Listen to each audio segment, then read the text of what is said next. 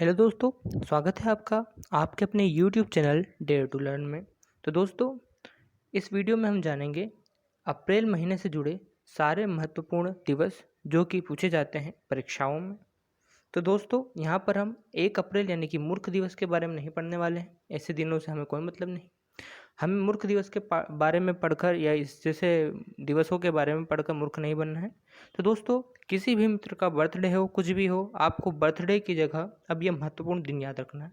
ये समझ लीजिए, हर महीने में 12 दोस्त हैं, यानी कि टोटल 144 दिन याद करना है, 144 बर्थडेज याद रखना है विभिन्न दोस्तों के। तो हम इस वीडियो में चर्चा करेंगे महत्वपूर्ण दिवस से संबंधित तारीख कौन सी है। इसके बाद हम जानेंगे इसका उद्देश्य क्या है, और हम जानेंगे कि विभिन्न परीक्षाओं की दृष्टि में जो महत्वपूर्ण तथ्य हैं वो कौन कौन से बन सकते हैं। तो दोस्तों, 1 अप्रैल को मारो गोली। अब हम समझेंगे 4 अप्रैल को कौन सा महत्वपूर्ण दिन है। तो 4 अप्रैल को है अंतर्राष्ट्रीय खदान जागरूकता एवं खनन कार्य में सहायता दिवस। दोस्तों, इंटरनेशनल माइन अवेयरनेस डे है। इसके बाद इसका उद्देश्य क्या है? इसका उद्देश्य है खदान सुरक्षा के प्रति लोगों को अवेयर करना, जागरूक करना। ठीक है, आगे बढ़ते हैं और देखते हैं 7 अप्रैल को है विश्व स्वास्थ्य दिवस। ये याद रखने योग्य दिवस है। दोस्तों, आपको पता है वर्तमान परिप्रेक्ष्य के हिसाब से हेल्थ ही वेल्थ है, स्वास्थ्य ही सबसे बड़ा धन है। तो दोस्तों, इसका उद्देश्य क्या है? निश्चित रूप से स्वास्थ्य दिवस है तो इसका उद्देश्य स्वास्थ्य के प्रति जागरूकता फैलाना होगा। इसे शुरू किया गया WHO द्वारा 1950 में। WHO मतलब विश्व स्वास्थ्य संगठन। ठीक है दोस्तों, आगे बढ़ते हैं और देखते हैं 13 अप्रैल का महत्वपूर्ण दिन। दोस्तों, 13 अप्रैल की बात आती है और जब हम देखते हैं इतिहास में तो हमें मिलता है जलियांवाला बाग हत्याकांड। दोस्तों, यह रहा उसका शहीद स्मारक। तो दोस्तों, इसके पीछे की भूमिका रोलेट एक्ट ने अदा की थी।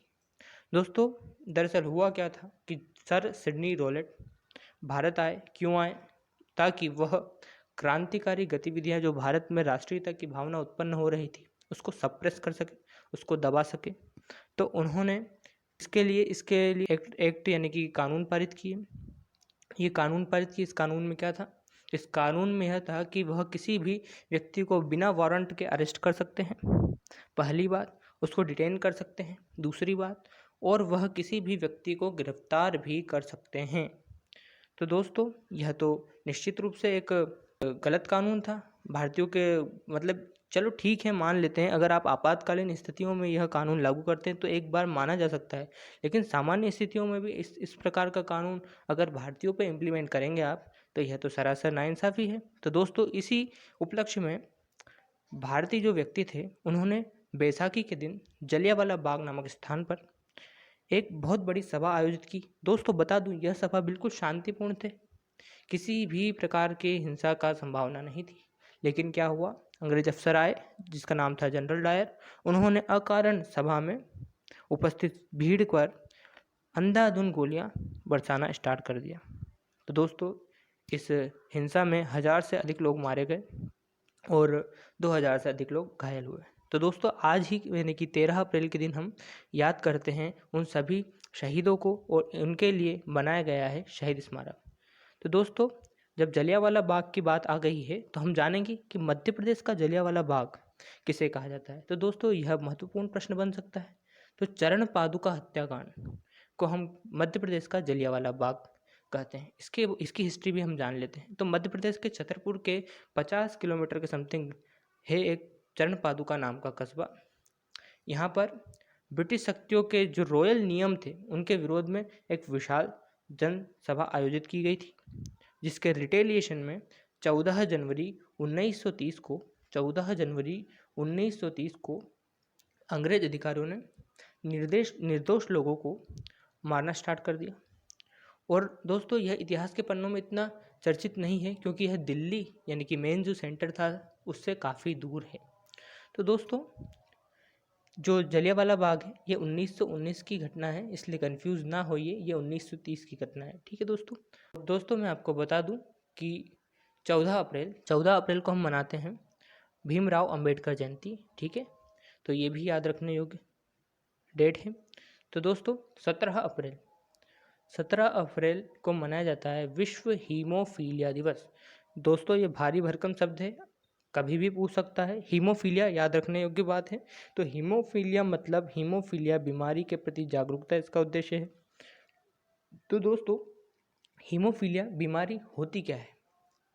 तो हीमोफीलिया बीमारी किसी भी व्यक्ति को जब चोट लगती है या तो आंतरिक या बाहरी, तो जो रक्त की जो थक्के हैं यानी कि जो ब्लड क्लॉटिंग है वो होने में काफ़ी टाइम लगता है, यानी कि जो नॉर्मल रेट रहती है उससे काफ़ी देर बाद रक्त के धक्के जमते हैं।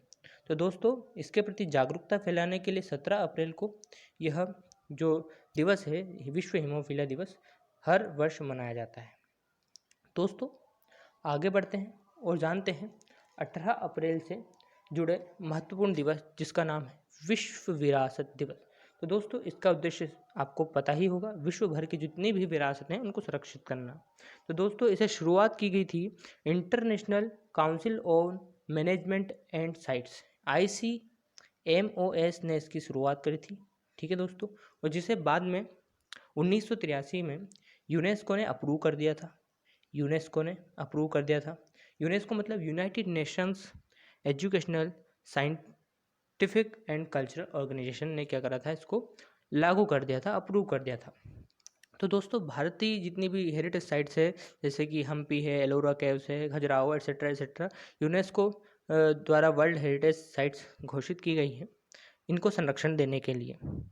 तो दोस्तों हम जानते हैं 21 अप्रैल यानी कि राष्ट्रीय सिविल सेवा दिवस। जितने भी सिविल सेवा एस्पिरेंट्स इसे देख रहे हैं तो उनके लिए काफ़ी गर्व की बात है। तो दोस्तों इस दिन का उद्देश्य यही है कि जितने भी सिविल सेवक हैं वो आपस में मिलें, आपस में उनके कामों को समझें, उनसे वार्तालाप करें, उनसे सीखें। और इसे 21 अप्रैल के दिन मनाया जाता है ताकि जो प्रधानमंत्री है जितने भी सिविल सेवक हैं उन्हें सपोर्ट कर सकें, उन्हें उनके काम के लिए प्रोत्साहित कर सके। तो दोस्तों यह तो हो गया उद्देश्य। अब इसकी शुरुआत इससे रिलेटेड थोड़ी बहुत हम इतिहास देख लेते हैं। 1853 के चार्टर अधिनियम द्वारा भारतीय शिक्षा के विकास के लिए चार्ल्स कमेटी गठित की गई थी, जिससे भारत में शिक्षा के क्षेत्र में मैग्ना कार्टा कहा जाता है। तो दोस्तों शिक्षा के क्षेत्र में मैग्ना कार्टा कब कहा जाता है, किसे कहा जाता है? Charles Wood committee. ये याद रखने योग्य बात है, किसी भी वनडे एग्जाम में पूछा जा सकता है। दोस्तों एक और महत्वपूर्ण तथ्य हमें यहाँ पे ये याद रखना है कि जो लॉर्ड कॉर्नवालिस थे इनको भारतीय सिविल सेवा का जनक कहा जाता है। लॉर्ड कॉर्नवालिस को भारतीय सिविल सर्विस का जनक कहा जाता है। दोस्तों 22 अप्रैल आ जाता है पृथ्वी दिवस, अर्थ डे।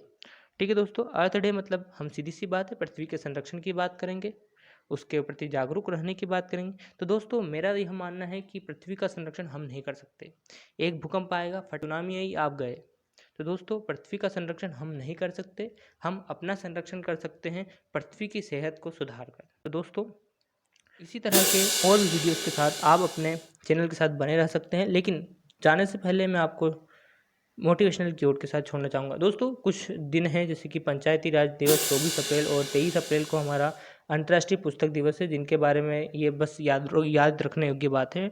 मुझे नहीं लगता कि ये परीक्षाओं में इतना पूछा जाएगा। तो दोस्तों a little progress each day adds up to a big result. दोस्तों थोड़ा थोड़ा प्रयास एक बड़ी सफलता की ओर ले जाता है। तो दोस्तों रोज़ प्रतिदिन थोड़ा थोड़ा प्रयास कीजिए और इसी तरह के वीडियोस के साथ बने रहिए आपके अपने YouTube channel dare to learn के साथ। और सब्सक्राइब करना ना भूलें और बेल आइकन तो बिल्कुल भी दबाना ना भूलें। ठीक है दोस्तों, धन्यवाद, बाय।